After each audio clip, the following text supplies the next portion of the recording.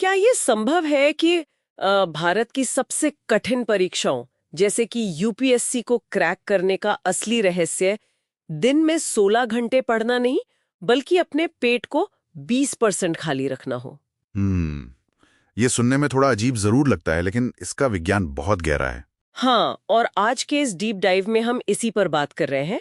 हम जापानी जीवन दर्शन इकिगाई की एक बहुत ही दिलचस्प स्टडी गाइड का विश्लेषण कर रहे हैं।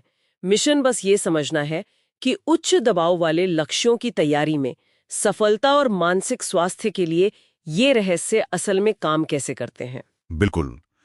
मतलब अगर हम इसके मूल विचार को देखें ना, तो इकिगाई सिर्फ कोई मोटिवेशनल शब्द नहीं है। ये सुबह सोकर उठने की एक बहुत ठोस वजह है। एक ऐसा मानसिक ढांचा जो भारी तनाव में भी दिमाग को भटकने नहीं देता है ना। एग्जैक्टली। एक ऐसा ढांचा जो अनिश्चितता के बीच भी आपको टिकाए रखता है। तो इस स्टडी गाइड में ना इकिगाई को एक वेन डायग्राम की तरह दिखाया गया है। मतलब 4 गोलों का एक सटीक मिलन। जिस काम से इंसान प्यार करता है, जिसमें वो कुशल है, जिसकी दुनिया को जरूरत है और जिसके लिए उसे पैसे मिल सकते हैं। हाँ, ये 4 पिलर्स हैं इसके। पर जहां एक बुनियादी सवाल है, अगर कोई किसी काम को बहुत पसंद करता है और उसमें माहिर भी है, तो इस मॉडल के तहत वो एक शौक और पेशे के बीच की लकीर कैसे पार करता है?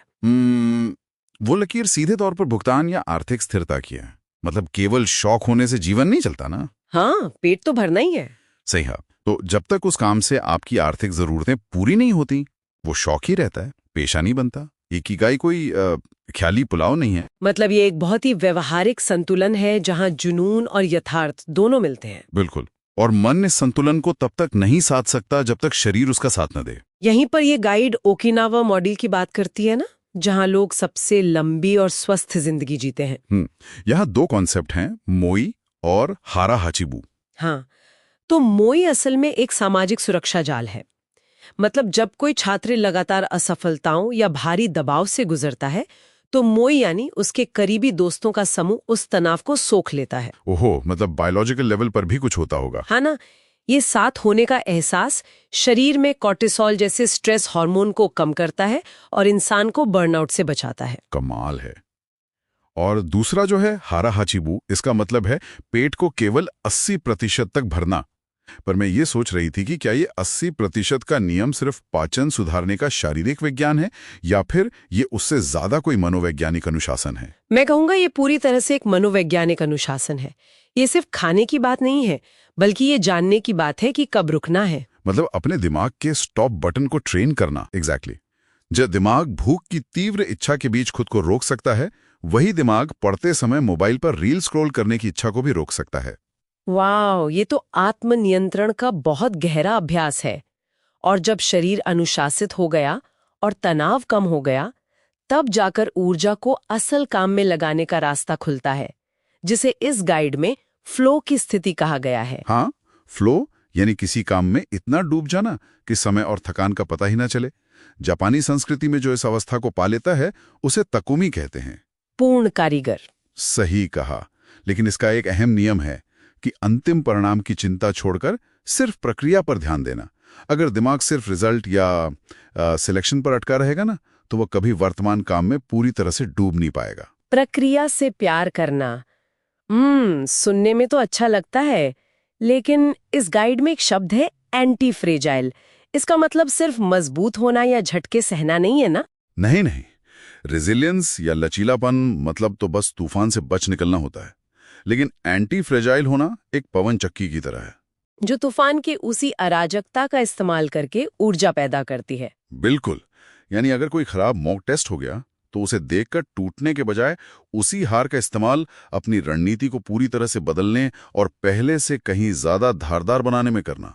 यहाँ 2 और जापानी सिद्धांत हैं, वाबी साबी यानी अपूर्णता में सुंदरता ढूंढना और इचिगो इची यानी वर्तमान क्षण को ऐसा मानना जो दोबारा कभी नहीं आएगा। लेकिन मैं यहाँ एक चुनौती देना चाहूंगी। जी बताइए। आज के इस स्मार्टफोन और नोटिफिकेशन वाले दौर में इचिगो इची को जीना क्या वाकई संभव है? सच कहूं तो ये सिर्फ इच्छा शक्ति से संभव नहीं है। इसे हासिल करने के लिए एनवायरमेंटल डिजाइन यानी अपने आसपास के माहौल को बदलना पड़ता है। मतलब अगर फोन डेस्क पे है तो ध्यान भटकेगा ही। 100%। वर्तमान क्षण में पूरी तरह रहने के लिए उस रुकावट को भौतिक रूप से हटाना पड़ता है, ताकि दिमाग के पास वर्तमान काम में डूबने के अलावा कोई आसान विकल्प ही न बचे।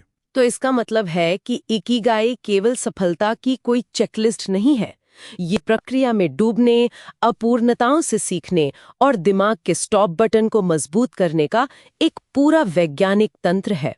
और यही तंत्र लंबे समय तक बिना थके किसी भी कठिन लक्ष्य का पीछा करने की असल ऊर्जा देता है।